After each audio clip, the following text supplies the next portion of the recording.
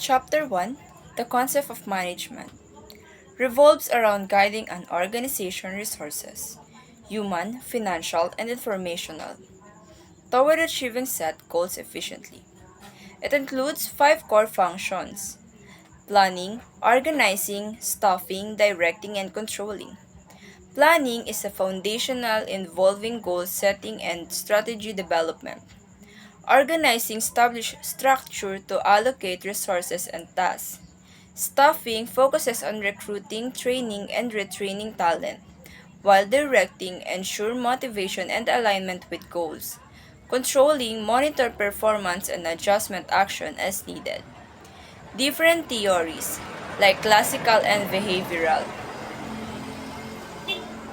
framework, provide framework for enhancing productivity. The evaluation of management theories from classical management to modern approaches reflect change in workplace need and complexities. Each theory contributes uniquely methods such as data-driven discussions in quantitative management and focusing on employee motivation and behavioral management.